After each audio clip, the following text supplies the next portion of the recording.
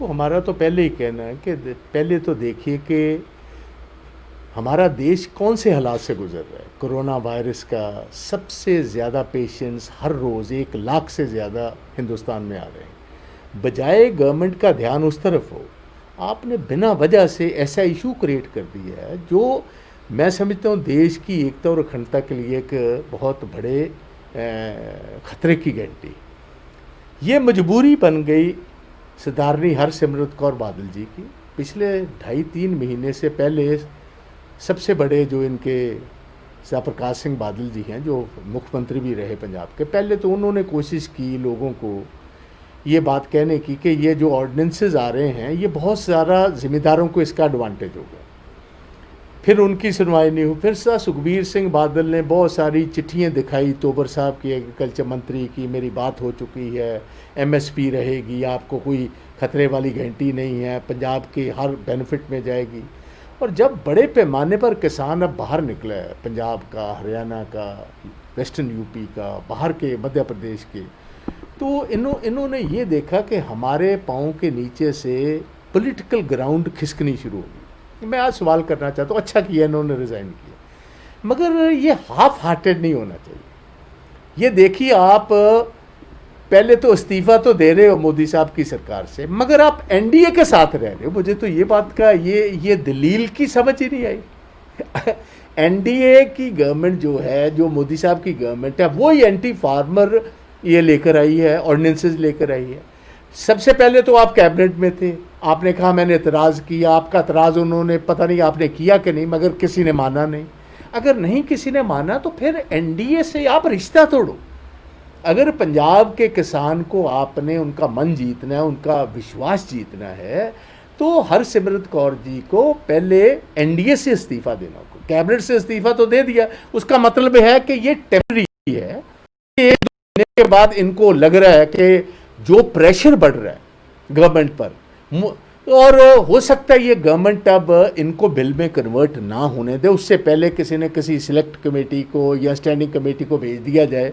उसके बाद हरसिमरत जी फिर महीने के बाद पिछले दरवाजे से, चोर दरवाजे से घुसेंगे और फिर आ जाएंगे। तो देखिए, हाँ जी। लेकिन सर, आपको क्या लगता है, जैसे सुखबीर सिंह बादल साहब ने कहा कि उनकी पार्टी वो इसको स्वीकार नहीं करेंगे, तो क्या उन्होंने कहा कि हम अपने सांसदों को व्हिप जारी करेंगे, वो बिल के पक्ष में मतदान नहीं करेंगे, तो क्या अब जो शेष NDA है, BJP है, इस बिल को लेके हाउस में रहेगी? क्या इसे पास कराने की कोशिश करेगी या आपको कुछ और लग रहा है अभी? देखो, ये तो BJP ही जाने, मगर मैं समझ रहा हूँ कि अकेली ये खतरे की घंटी भाजपा के लिए पंजाब में ही नहीं है।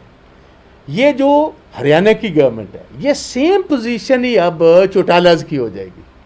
जो वो डिप्टी चीफ मिनिस्टर हैं दुष्यंत चौटाला जी, उनको भी किसानों का रोष बड़े बड़े पैमाने पर देखना होगा। जैसे अकाली दल है, ऐसे ही चौटाला का बेस भी जिम्मेदारों में। और मुझे लग रहा है कि हरियाणा की गवर्नमेंट भी बिल्कुल गिरने की कतार पर आ जाएगी। पंजाब में तो अलायंस जो है अकाली दल के बिना भाजपा की कोई बड़ी पहचान ही नहीं है। तो इसके अलावा भी एक दरार शुरू होगी। और इस टाइम पर जहां चीन के साथ इतना बड़ा हमारा झगड़ा चल रहा है, कोरोना वायरस के साथ हम लड़ रहे हैं, हमारी इकॉनमी का इतना बुरा हाल है, इनको ये नया जो ये मैं समझता हूँ ये इन्होंने ये नया विवाद छेड़ दिया। बीजेपी को बचना चाहिए था। आज भी मैं कहूँगा कि इसके पीछे मत पड़ो। ये सभी जितने स्टेक होल्डर्स हैं, फार्मर की ऑर्गेनाइजेशंस हैं, आपके साथ वाली पार्टीज़ हैं, आपकी ऑपोजिशन की पार्टीज़ हैं, आप इसको किसी सिलेक्ट कमेटी में भेज दो या किसी स्टैंडिंग कमेटी में भेजो, सभी को कहो इनकी बात सुने। और जो चीज़ लोगों को खदशा है, आप देखिए, आप कह रहे हो किसान बहुत खुश होंगे, किसान तो दोनों हाथ खड़े कर कर कह रहे हैं कि हमें चाहिए कुछ नहीं, हमें तो मिनिमम सपोर्ट प्राइस चाहिए। लोग समझते हैं कि मिनिमम सपोर्ट प्राइस तोड़ने की से ये सारी कोशिश है। तो सरकार क्या ये कह पाने में असफल है कि न्यूनतम रहेगा? आपके पार्टी के पंजाब कांग्रेस के कई सांसदों ने आज प्रतियां जलाई इतने गुस्से में संसद परिसर में। तो किसानों को मुख्य तौर पर 3 बड़े नुकसान की अगर बात करें तो क्या असर आपको लगता है? सबसे बड़ा है कि इनके शांता कुमार जी जो चीफ मिनिस्टर थे भाजपा के हिमाचल के, उनके नीचे एक 2015 में एक कमेटी बनाई गई थी, शांता कुमार कमेटी उसको कहते। उनकी रिकमेंडेशंस आई थी कि फूड कॉरपोरेशन ऑफ इंडिया जो FCI, इसको डिसबैंड कर दो, इसको बंद कर दो। दूसरा उन्होंने कहा सरकारी खरीद बंद कर दो, क्योंकि एफसीआई हर साल 30 से 35 हज़ार करोड़ का इनका घाटा है। वो जिम्मेदारों का कसूर नहीं है, वो कसूर है जो बड़े पैमाने पर करप्शन है, जो मिसमैनेजमेंट है डिपार्टमेंट की। उस मिसमैनेज का आप किसानों को दंडित तो नहीं कर सकते। तो उनकी जो रिपोर्ट आई है उसको इम्प्लीमेंटेशन करने का ये तरीका है। और इसके साथ एक और बड़ी बात बताऊं, जैसे पंजाब है, हमें 4,000 करोड़ रुपया जो सेंटर की हम सेंट्रल पूल में जो कनक खरीदते हैं और चावल खरीदते हैं पंजाब से हम देते हैं, हमें 4,000 करोड़ रुपये आता है रूरल डेवलपमेंट फंडिंग। उससे हमारी सारी 75,000 पंजाब की जितनी ग्रामीण सड़कें हैं उनको हम नए सिरे से उनकी ब्लैक टॉप करते हैं, उनको नया बनाते हैं। हमारी सारी मंडियों की देख रेख उस पैसे से होती हैं। गांव में बहुत सारा पैसा जो है वो डेवलपमेंट फंड्स के लिए जाता है, हमारी मंडियों की देख रेख के लिए जाता है। और 4 लाख हमारी फोर्स है, जो लेबर फोर्स है, वो भी निकम्मी हो जाएगी। हमारी जितनी ट्रक यूनियंस है वो ख़त्म हो जाएंगी। 32,000 हमारा कमीशन एजेंट है वो ख़त्म हो जाएगा। इस ट्रेड से जुड़े हुए लाखों लोग और मंडी बोर्ड के कितने एम्प्लॉयज़ हैं। तो ये एक ऐसे ही हरियाणा में, पंजाब में 4,000 करोड़ है, उनको 3,000 करोड़ आता है। तो आप जिन लोगों ने 55 साल इस देश का पेट पाला है, आप उनको अब सजा देना चाहते हैं। किसान चाहता नहीं, आप कहते हो आपका बहुत फ़ायदा होगा। धक्के से आप उनको कह रहे हो नहीं भाई, हमने तो ये जो सामान लेकर है आपके घर छोड़कर ही जाना और पैसे लेकर जाने आपसे। वो कहता मुझे ये सामान चाहिए नहीं। तो ये चीज़ इनको समझनी चाहिए। लोकप्रिय सरकारें वो होती हैं जो लोगों की बात माने, उनको धक्के से मनवाएं ना। तो ये मैं अपनी छोटी बहन को कहूँगा, इस्तीफ़ा दिया अच्छा किया, मगर इस्तीफ़ा एनडीए से भी साथ में दो। ये दोहरी नीति, डबल पॉलिसी चलेगी नहीं। रनिंग विद, कहते हैं अंग्रेजी में कहावत है, running with the hare and hunting with the hounds. ये काम नहीं चल पाएगा। ये इसके साथ आप अपनी और पोजीशन पॉलिटिकली बिगाड़ लोगे। तो इतने मेरा कहना है। देखो, ਅੱਜ ਸਰਦਾਰਨੀ ਹਰਸਿਮਰਤ ਕੌਰ ਬਾਦਲ ਜੀ ਨੇ ਜਿਹੜਾ ਅਸਤੀਫਾ ਦਿੱਤਾ ਹੈ, ਮੈਂ ਉਹਨੂੰ ਵੈਲਕਮ ਕਰਨਾ। ਅੱਛਾ ਕੰਮ। ਸਾਰੇ ਪੰਜਾਬੀਆਂ ਨੂੰ ਇਕੱਠੇ ਹੋ ਕੇ ਇਹ ਸਰਕਾਰ ਨਾਲ ਸਾਨੂੰ ਲੜਨਾ ਪਏਗਾ, ਕਿਉਂਕਿ ਜਿਹੜੇ ਆਰਡੀਨੈਂਸਸ ਆਏ ਨੇ ਇਹ ਬੇਸਿਕਲੀ ਪੰਜਾਬ ਦੇ ਇੰਟਰਸਟ ਦੇ ਖਿਲਾਫ ਨੇ।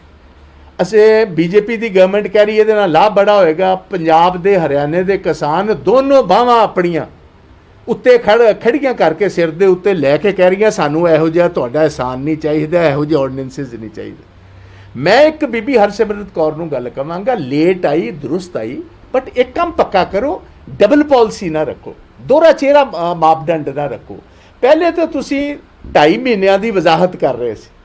ਤੁਸੀਂ ਆਏ ਸਪੈਸ਼ਲੀ ਦਿੱਲੀ ਤੋਂ, ਚੰਡੀਗੜ੍ਹ, ਬਹੁਤ ਤਾਰੀਫ ਕੀਤੀ ਇਹਨਾਂ ਆਰਡੀਨੈਂਸਸ ਦੀ ਕਿ ਇਹਦੇ ਨਾਲ ਤੇ ਜਿਹੜੀ ਕਿਸਾਨੀ ਦੀ ਰੂਪ ਰੇਖਾ ਬਦਲ ਜਾਏਗੀ।